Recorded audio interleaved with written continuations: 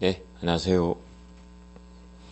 네, 반갑습니다. 네, 일주일 동안 잘 보내셨죠? 네, 마음 편하게 공부하십시오. 책을 보실 때 일단 강의 듣고 책을 보시고 그리고 한 번에 끝내려고 하지 마시고 한 번 읽어보고 이해되는 부분은 이해되는 대로 이해 안 되는 부분은 또 나중에 이해될 거니까 편하게 넘어가시고 두 번, 세 번 반복하면서 하나씩 이해되는 양이 많아진다라고 했어요. 네. 날씨가 참 이제 좋아지고 있죠. 네. 날씨 좋아지니까 여러분들 공부하기도 훨씬 더 좋아질 겁니다. 네. 우리 교과서 볼게요. 교과서 365페이지네요. 365페이지 보니까 지상권에 관한 문제가 나와 있죠. 지상권. 네. 지상권에 대해서 간단하게 좀 의의를 기억할 필요가 있는데 지상권이라는 것은 타인의 토지 위에 건물, 기타 공작물 또는 수목을 소유할 목적으로 토지를 사용하는 권리를 지상권이다라고 이야기합니다. 네. 그러니까 쉽게 말씀드리면 내가 건물을 짓고 싶어요. 나무를 키우고 싶어요. 그런데 땅이 없다 그 말이죠. 이때 남의 땅을 빌려서 건물을 짓거나 나무를 키울 수가 있다. 이렇게 보시면 되겠네요. 그래서 366페이지 한번 볼까요? 366페이지 보시니까 맨 위쪽에 지상권의 의의와 법적 성질에서 1번 의의 체크하시고요. 자, 법조문 아래쪽에 키워드는 소유하기 위해서 그래서 지상물의 소유권자가 지상권을 가지고 있는 거죠. 그 다음 2번에 보니까 법적 성질 나와 있죠. 법적 성질은 별 하나 하세요. 자, 먼저 가로 1번에서 동그라미 1번입니다. 지상권은 타인의 토지에 대해서만 성립하는 권리다. 키워드는 타인의 토지가 되겠네요. 지상권에서 이 지자가 땅 지자예요. 그래서 지상권은 토지에 대해서만 성립할 수가 있고요. 자기 소유 토지가 아니라 타인 소유 토지에 대해서 성립하는 권리가 되겠습니다. 자, 그리고 그 아래쪽에 보니까 동그라미 2번이네요. 한 필지 토지 전부든 일부든 상관이 없다라고 합니다. 일물 일권주의의 예배라고 했죠. 자, 그리고 그 아래쪽에 보니까 가로 2번.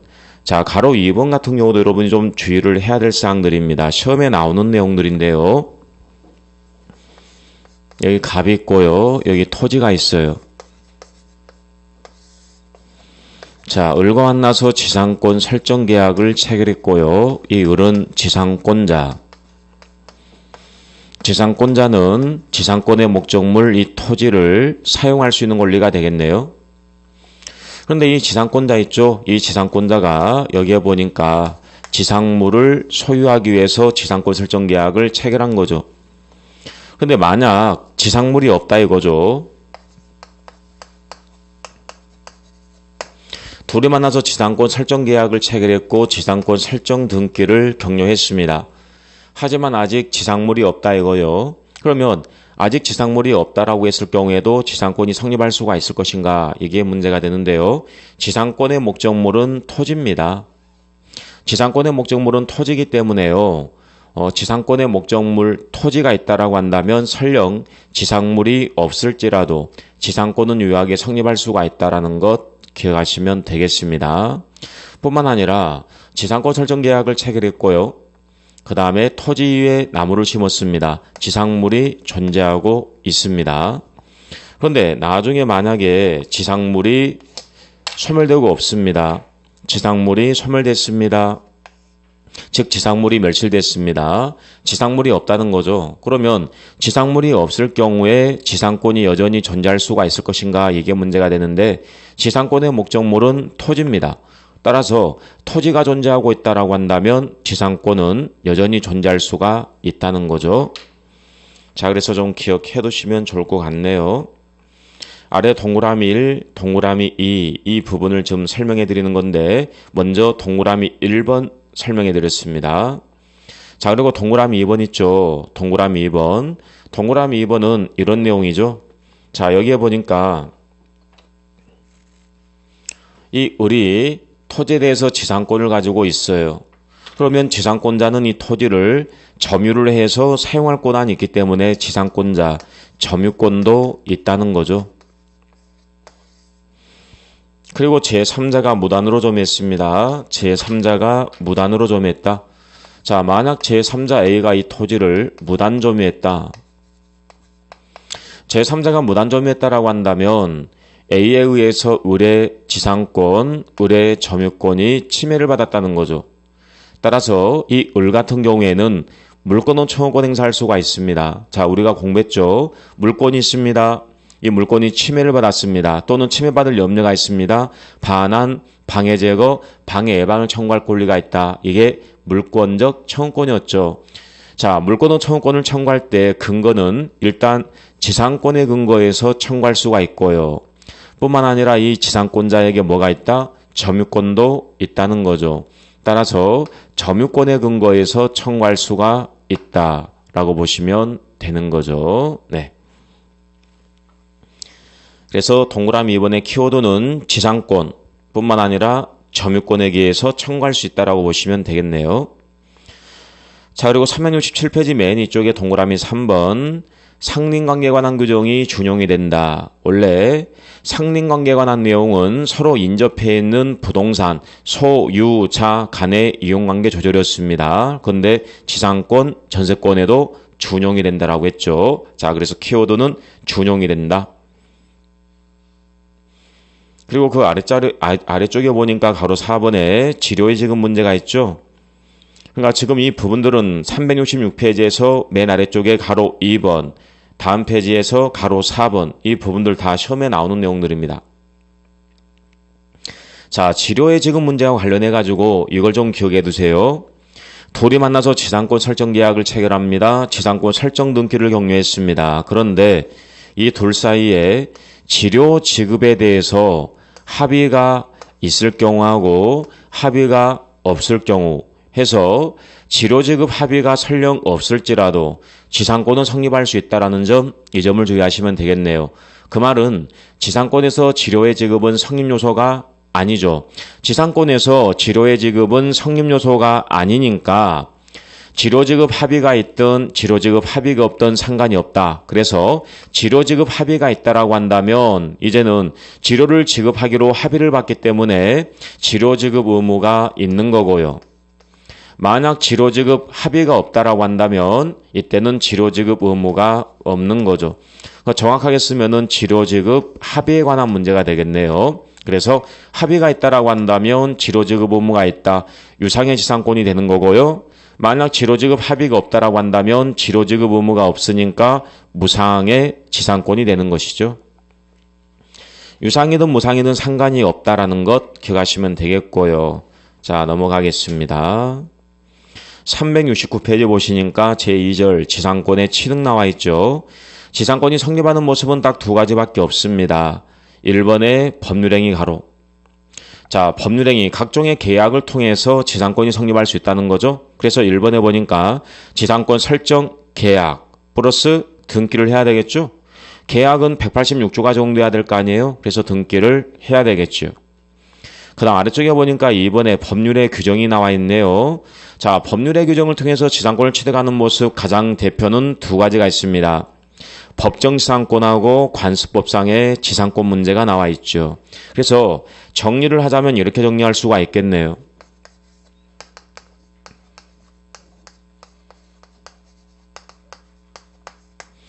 지상권이 성립하는 모습, 발생하는 모습은 크게 두 가지가 있다. 첫 번째, 계약을 통해서 발생할 수가 있다는 거죠.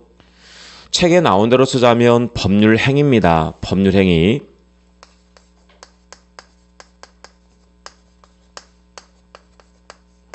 자, 법률 행위를 통해서 지상권이 성립할 수가 있어요. 법률 행위 하면은 계약으로 생각하시면 되겠네요. 따라서 둘이 만나서 지상권 설정 계약을 체결하고요. 플러스 지상권 설정 등기를 함으로써 지상권이 성립한다는 거죠. 그 다음에 법률행위 뺀 나머지 전부를 법률의 규정이다라고 하죠. 법률의 규정. 법률의 규정을 통해서 지상권이 성립할 수가 있는데요. 이 법률의 규정을 통해서 지상권이 성립하는 모습은 두 가지가 있습니다. 그래서 첫 번째 법정지상권이 있고요. 다른 하나가 관습법상의 법정지상권이 되겠습니다. 관습법상의 법정지상권. 자, 처음에 이걸 좀 체계를 잘 잡으셔야 되는데 법정지상권은 말 그대로 법에서 규정하고 있는 지상권입니다. 법의 규정이 있어야 되겠죠. 그래서 법의 규정은 딱 네 가지밖에 없습니다. 그래서 이걸 간단하게 암기를 좀 하시는데 이렇게 좀 암기를 하시면 좋을 것 같습니다. 전, 저, 가, 입 해서 네 가지를 암기하시면 되겠습니다. 법정지상권이 성립하는 모습은 딱 네 가지밖에 없습니다. 첫 번째, 전세권 305조, 저는 저당권 366조. 그 다음은 가는 가등기 담보 등에 관한 법률 10조. 그 다음에 입은 임목에 관한 법률 6조가 되겠습니다. 그래서 주로 이제 시험에 나오는 부분들은 여기입니다.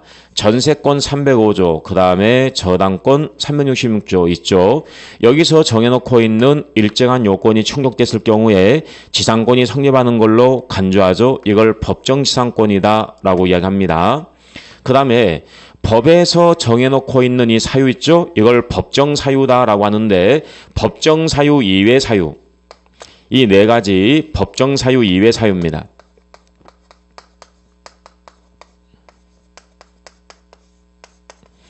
자, 법정 사유 이외 사유를 통해서 토지와 건물 소유자가 달라졌다. 이때 나오는 것이 바로 관습법상의 법정지상권이 되는 거죠. 그럼요, 여기서 법정지상권이나 이 관습법상의 지상권은 왜 나오는 거냐면 건물 철거를 막기 위해서 나오는 거예요. 자, 이렇게 이해하시면 되겠습니다. 자, 여기에 토지가 있어요. 그리고 토지 위에 건물이 있네요. 자, 토지를 갑이 소유하고 있고요. 건물도 갑이 소유하고 있어요. 그렇다면 이 갑은 자기 토지 위에 건물이 있으니까 토지 사용권 필요 있어요? 없어요? 없잖아요. 건물 철거 문제 나와요? 안 나와요? 안 나오잖아요. 자기 땅 위에 자기 건물이니까 건물 철거 문제 나오지 않습니다. 자, 그런데 일정한 사유를 통해서 토지 소유자와 건물 소유자가 달라지는 거예요.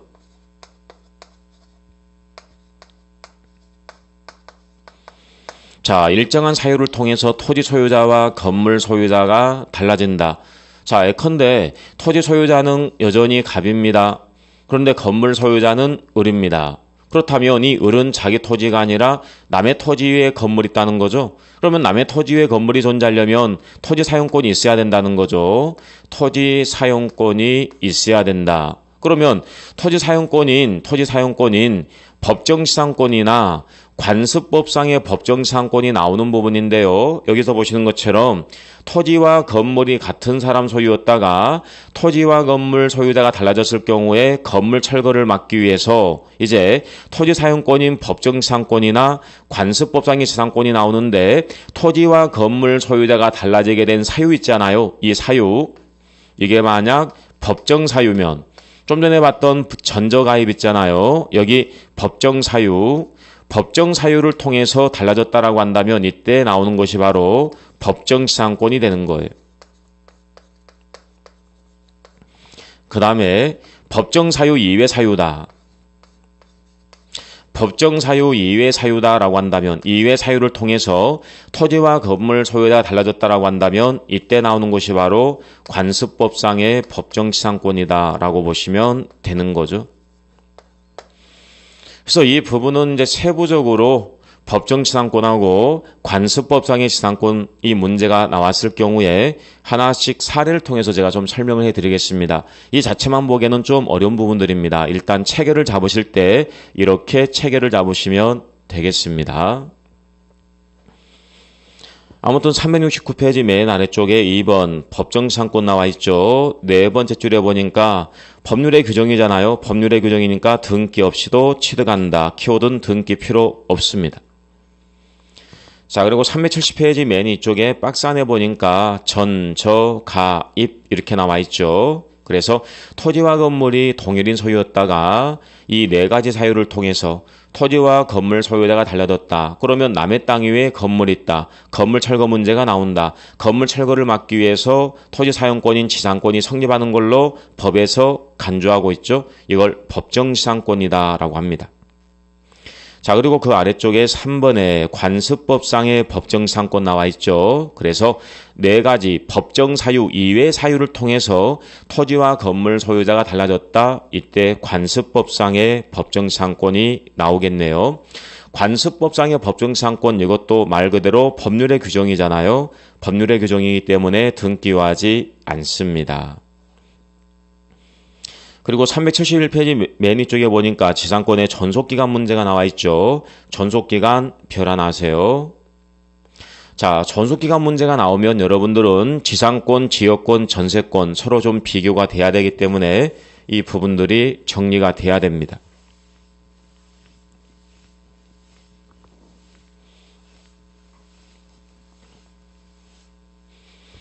일단 전속기간 문제가 나오면 좀 이렇게 정리를 해 두시고 책을 보시면 좋을 것 같습니다. 자, 전속기간 문제가 나오게 되면 일단 둘 사이에 전속기간에 대해서 약정이 있을 때하고 전속기간에 대해서 약정이 없을 때로 구별하시면 되는 거예요.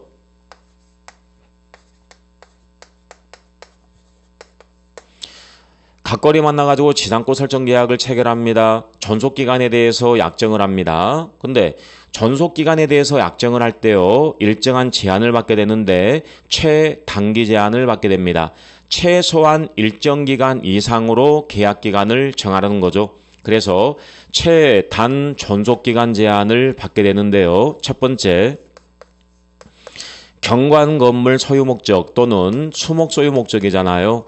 이때는 최소 30년 이상으로 약정을 해야 된다고 합니다. 그 다음에 경과하지 않은 건물 소유 목적이죠. 이때는 15년 이상으로 약정을 해야 됩니다. 그 다음에 기타 공작물에 대해서는 5년 이상으로 약정을 해야 된다고 합니다. 그래서 30년, 15년, 5년 이게 바로 최단 전속기간의 제한이죠. 그 다음에 둘 사이의 전속기간에 대해서 약정이 아예 없어요. 전속기간에 대해서 약정이 아예 없습니다. 하지만 이 둘 사이에 지상물 있잖아요. 토지 위에 존재하고 있는 이 지상물의 구조 및 종류는 정했어요. 예를 들면 경관건물 소유 목적이다, 아니면 수목 소유 목적이다, 뭐 이런 거 정했다는 거죠. 지상물의 구조 및 종류를 정했습니다. 이때는 최단기간으로 보고 있습니다. 따라서 경관건물 소유 목적 또는 수목 소유 목적이다. 이때는 30년으로 확정이 되는 거고요. 경과하지 않은 건물 소유 목적이다. 이때는 15년으로 확정이 됩니다. 그 다음에 기타 공작물 소유 목적일 때 이때는 5년으로 확정이 되는 거죠. 자, 여기 같은 경우는 30년 이상, 15년 이상, 5년 이상으로 약정을 해야 된다 이런 의미고요. 만약에 전속기간에 대해서 약정이 없다라고 한다면 이때는 30년, 15년, 5년으로 확정이 된다는 거죠. 그 다음에 이제는 전속기간에 대해서 약정이 없습니다. 뿐만 아니라 공작물의 구조 및 종류도 아예 없습니다. 공작물의 구조 및 종류도 아예 없다는 거예요. 그러면 전속기간에 대해서 약정이 없고요. 공작물의 구조 및 종류도 아예 없습니다. 이때는 무조건 15년으로 본다라고 법에 규정이 되어 있다는 거죠. 그래서 일단 여러분들은 전속기간 문제가 나오잖아요. 전속기간 문제가 나오면 전속기간에 대해서 약정을 할 때와 약정을 안 할 때 이렇게 구별하시고요. 그리고 이걸 좀 기억해 두세요. 전속기간 제한 문제가 나오면 항상 최장기 제한과 그리고 최단기 제한으로 구별된다. 그래서 최장기 제한, 최단기 제한은 아예 없습니다. 최장기 제한은 없기 때문에 뭐 50년, 60년, 70년 상관이 없습니다. 하지만 최단기 제한은 있다는 거죠. 그래서 최단기 제한 같은 경우는 여기 나와 있는 것처럼 최소한 30년, 최소한 15년, 최소한 5년 이런 식으로 최단기 제한을 두고 있다라고 보시면 되겠습니다. 그리고 최장기 제한이 없기 때문에 이게 가능합니다. 영구무한의 지상권도 가능하다라고 합니다. 기한이 없이 정했다 그 말이죠. 그래서 영구만의 지상권도 가능하다라는 것, 이게 판례가 되겠네요. 전속기간 문제가 나오면 이렇게 정리하시고 책을 보시면 되겠습니다. 교과서 371페이지 그리고 372페이지까지 좀 설명해 드렸는데요. 거기 372페이지에서 맨 위쪽에 가로 4번에 좀 주의할 사항이 나와 있네요. 자, 건물 소유 목적이 아니라 기존의 건물의 사용을 목적으로, 키워드는 사용을 목적 가로칩니다. 소유할 목적이 아니라 사용할 목적이었다 이거죠. 이때 과연 전속기간의 제한이 적용될 수가 있을 것인가, 이게 문제가 되는데, 제가 지금 여기 설명해 드렸잖아요. 이것들은 타인의 토지 위에 건물, 기타 공작물 또는 수목을 뭐하기 위해서 소유할 목적으로 이때 적용되는 겁니다. 따라서 기존의 건물 단지 사용할 목적이었다라고 한다면 이 전속기간 문제는 적용되지 않는다라는 것, 이게 판례가 되겠습니다.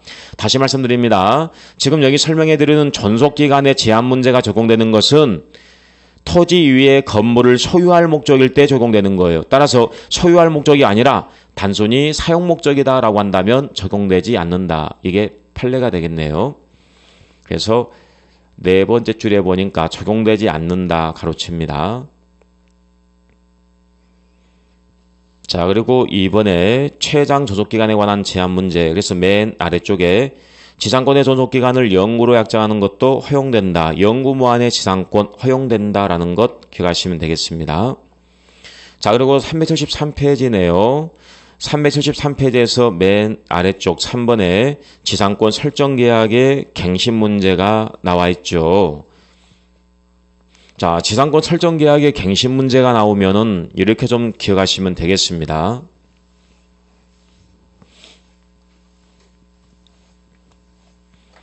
자, 이 부분이 지상권 소멸후의 법률 관계와 관련해 가지고 상당히 중요한 부분인데요. 자, 이게 토지가 있어요.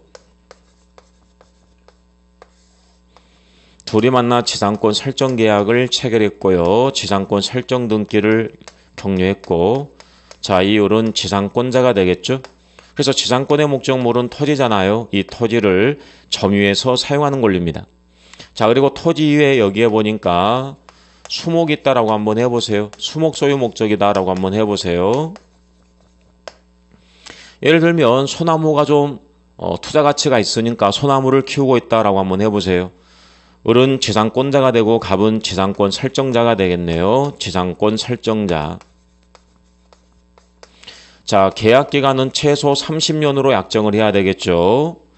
경관건물 소유 목적이나 또는 수목 소유 목적일 때 최소 30년이라고 했습니다. 나무를 키우려면 기간이 꽤 필요하기 때문에 최소 30년을 보장해 준다라고 보시면 되겠네요. 그래서 이 지상권자는 30년 동안 토지를 사용하면서 나무를 키웠다는 거죠. 그런데 이번에 계약기간이 끝났어요. 전속기간이 만료가 됐습니다. 따라서 지상권이 소멸된다는 거죠. 그러면 지상권이 소멸됐을 경우에 이 을이 이제 나무를 수거해 가고 토지를 돌려주면 되겠죠. 그런데 이 을이 봤더니 이 땅을 더 사용하고 싶다 그 말이에요.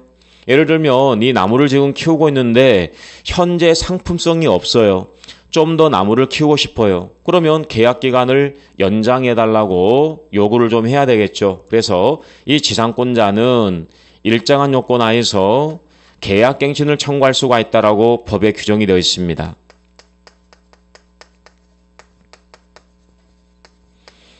계약갱신 청구권이 법에 규정이 되어 있어요. 그런데 주의해야 될 게 지상권이 소멸됐다라고 해서 무조건 계약갱신 청구권이 나오는 건 아닙니다. 계약갱신 청구권이 나오려면 두 가지 요건이 충족돼야 된다라고 합니다. 그래서 첫 번째 요건은 전속기간이 만료가 됨으로써 소멸돼야 된다라고 합니다. 예컨대 계약기간이 30년이었어요. 그러면 30년 동안 아무런 탈 없이 30년 동안 이 토지를 사용했습니다. 계약기간이 만료가 됐습니다. 그래서 지상권이 소멸됩니다. 이런 경우에 한해서만 계약갱신을 청구할 수가 있다 그 말이죠.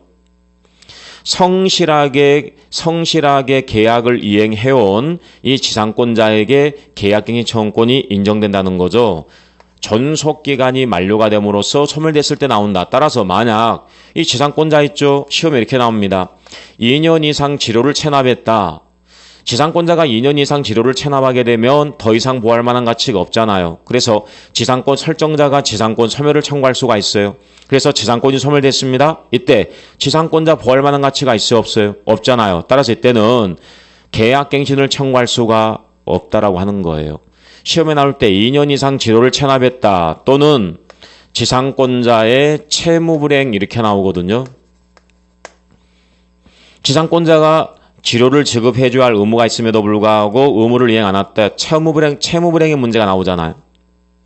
그래서 2년 이상 지료를 체납했다 이 지문이 뜨든가 아니면 채무불이행 이 지문이 뜨든가 이게 나왔을 경우에는 자, 지상권자 보호할 만한 가치가 없으니까 계약갱신을 청구할 수 없다라고 보시면 되겠고요. 그래서 첫 번째, 존속기간이 만료가 됨으로써 지상권이 소멸됐을 경우에만 나옵니다. 그리고 존속기간 만료, 지상권 소멸됐습니다. 그리고 지상물이 만약에 없다라고 한다면 계약갱신을 청구할 실익이 없잖아요. 따라서 지상물이 현존해야 되겠죠. 지상물이 현존해야 된다. 그럼 이 두 가지 요건이 다 충족이 됐다라고 한다면 지상권자는 지상권 설정자에게 계약을 갱신해달라, 연장해달라 청구하는 거죠. 다시 계약을 체결하자 뭐 이렇게 하는 거죠. 근데 주의해야 될 것은 말 그대로 청구권이네요. 청구권. 청구를 하는 거니까 두 가지로 갈라지는 겁니다. 그래서 설정자가 오케이, 네가 더 사용해라. 합의를 받습니다. 그럼 계약은 갱신되는 거죠. 근데 이 갑이 더 이상 갱신 못 해주겠다. 거절했습니다. 거절할 수도 있겠죠. 갱신 거절을 하게 됩니다. 그러면 갱신 거절을 했다라고 한다면 이때는 지상권자 있죠? 이 사람을 보호해주기 위해서 이 지상물 있죠? 이 지상물을 수거하는 게 경제적인 관점에서 봤을 때 지금 의미가 없거든요. 따라서 이 지상물이라는 것은 토지와 함께 있을 때 더 경제적이기 때문에 이 지상권자는 지상권 설정자를 상대로 해서 지상물을 당신이 매수해달라, 지상물 매수를 청구할 권리가 있습니다.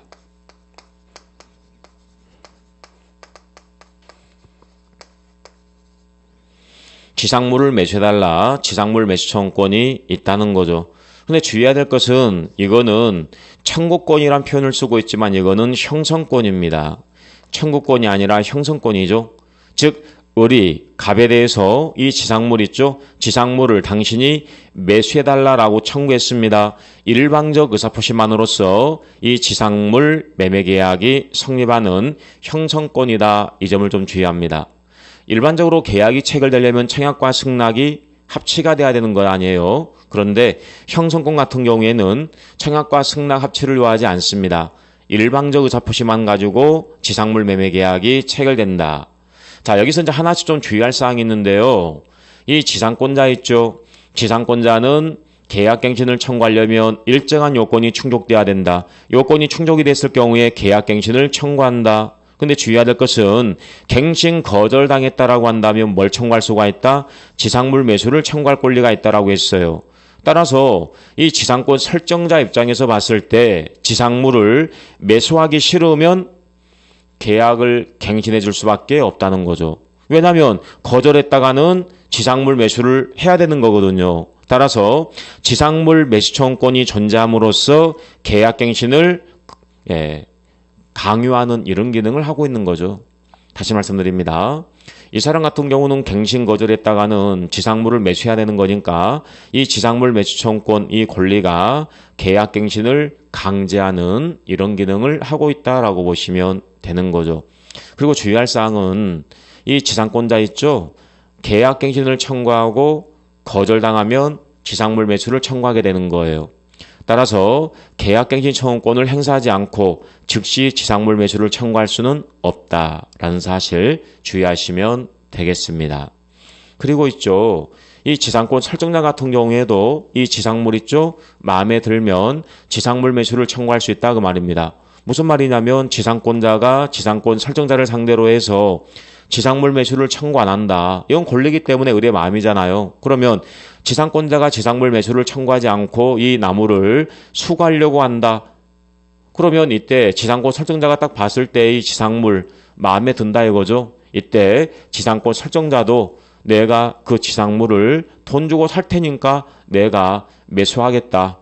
너 뽑아가지 말아라. 수가지 말아라. 청구할 권리가 있습니다. 결론적으로 지상권자에게도 지상물 매수 청구권이 있고 지상권 설정자에게도 지상물 매수 청구권이 있다라는 것, 이걸 기억하시면 되겠습니다. 그래서 여러분들은 어딜 좀 보시냐면 374페이지예요. 374페이지 맨 위쪽 1번 합의에 의한 갱신, 합의 동그라미. 서로 간의 합의를 통해서 계약을 갱신할 수가 있겠죠. 자, 그리고 2번에 보니까 지상권자의 계약갱신 청구권 나와 있네요. 계약갱신 청구권. 그래서 아래쪽에 보니까 가로 1번에 요건이 나와 있죠. 동그라미 1번에 전속기간의 만료. 따라서 한 줄 내려오니까 채무불이행.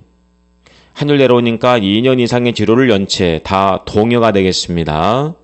자, 그래서 지상권이 소멸됐다라고 한다면 이때는 계약갱신 청구권 인정될 수 없다라고 했어요. 자, 그리고 그 아래 가로 2번에 계약갱신 청구권 행사의 효과 문제가 나와 있죠. 자, 그 내용은 여기에 다 정리가 되어 있습니다. 네. 일단 여기까지 좀 봐두시고요. 잠깐 쉬었다가 보도록 하겠습니다.